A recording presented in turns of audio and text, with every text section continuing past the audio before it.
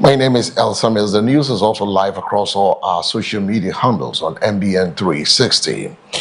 The Minister of Interior, Motuka Mubara, the Secretary to the President, Dr. Callistus Mahama, has responded to a growing public debate over the use of a private aircraft belonging to the brother of John Dramani Mahama for official presidential travel, acknowledging concerns about the possible perception of conflict of interest. In an opinion piece, Dr. Mahama said issues has become the subject of public discussion in recent days, with some Ghanaians questioning whether the arrangement could raise ethical concerns. According to him, such a scrutiny is legitimate in a democratic society where citizens have the right to question decisions taken by the public officials. The most frequently expressed concern is whether such an arrangement could give rise to a perception of conflict of interest. He wrote, adding that public questions about the conduct of those in authority should not be dismissed. His remarks comes amidst ongoing debate over reports that the president has used an aircraft owned by his brother for some official travel engagement. Dr. Mahama noted that whilst the public often sees the aircraft taking off or landing, the complex considerations that shape presidential travel arrangements are less visible. He explained that Ghana's current state aviation capacity presents challenges, noting that some aircraft historically used for government travels were not originally acquired for long-range diplomatic missions, while others have operational limitations. Dr. Mahama says commercial travel, though sometimes suggested by the public, is not always feasible for sitting president due to security and logistical consideration, especially during long-haul international engagements.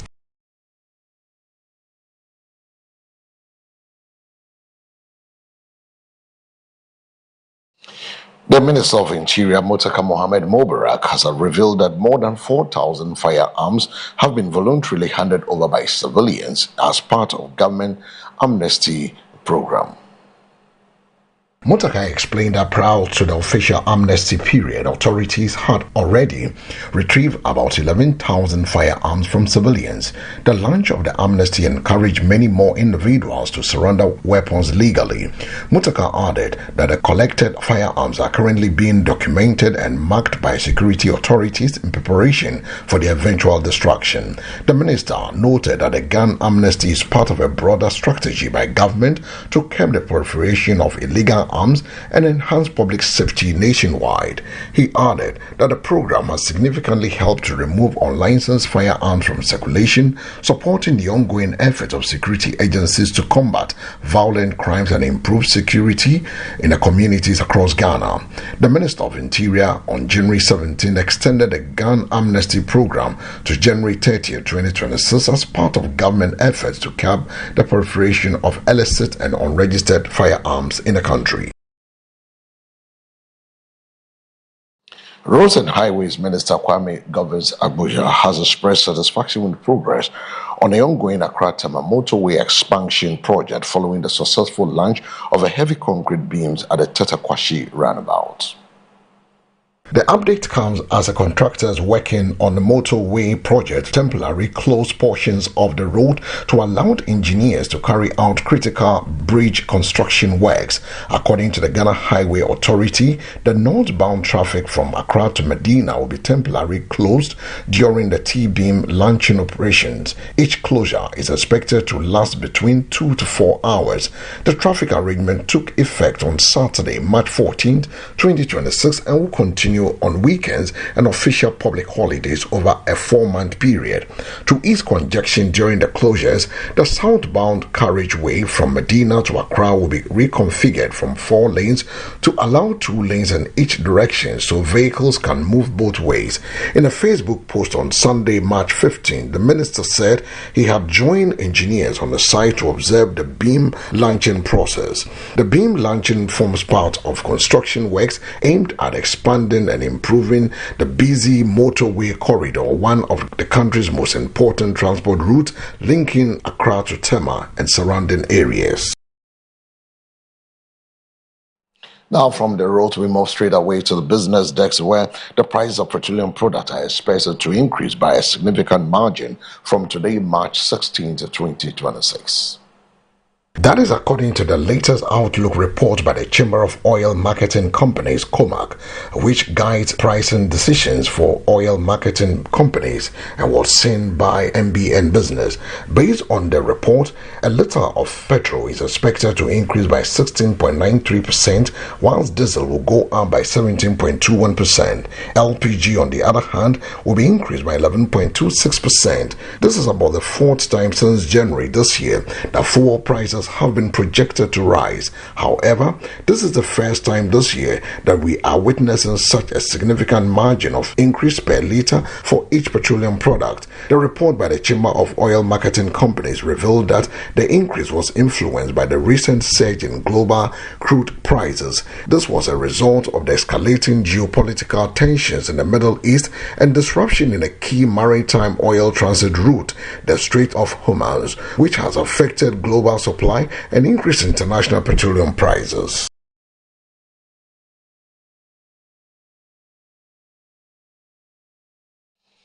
Now, from the business desk, we go straight to the international front, where a further 4 people have died in Kenya after heavy rain caused widespread flooding, police said, taking the number to have died in the past week to at least 66.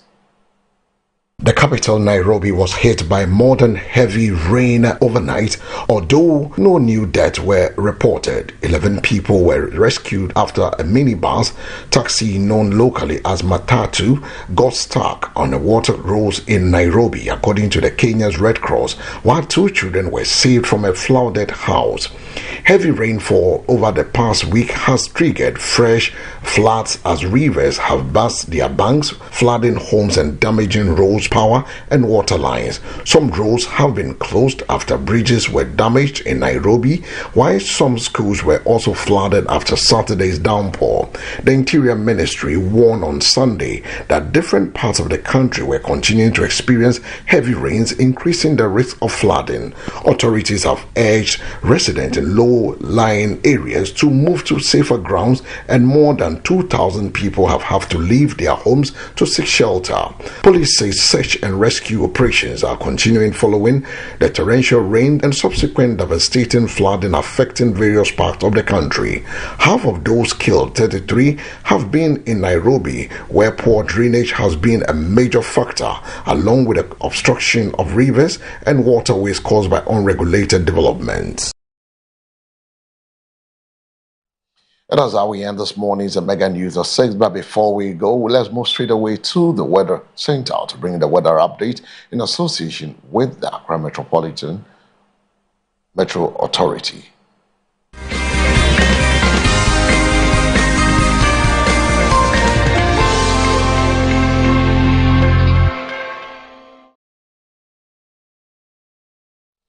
So from the Ghana Meteorological Agency, they will bring you the impactful 24-hour weather for the next 24 hours. We'll look at the temperatures as well.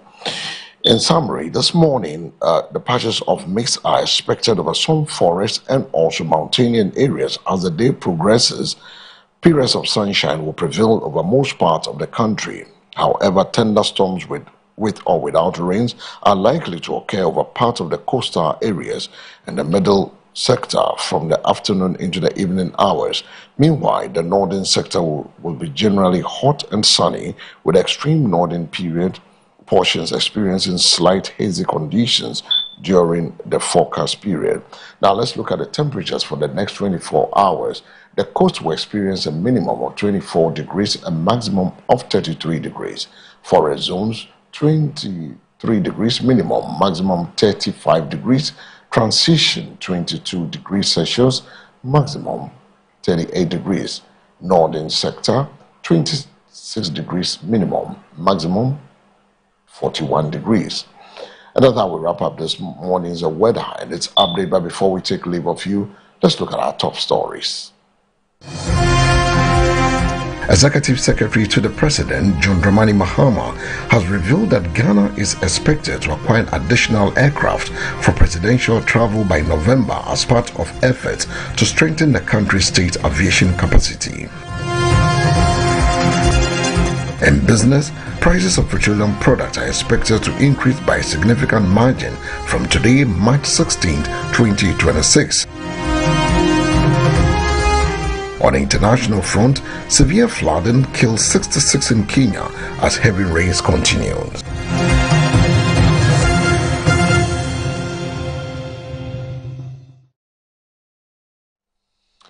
And that's how we end this morning's Mega News at 6. For more news, log on to MBN 360. The news was also live across all our social media handle, X, YouTube, and also Facebook on MBN 360. My name is El Samuels. Up next is a sports update.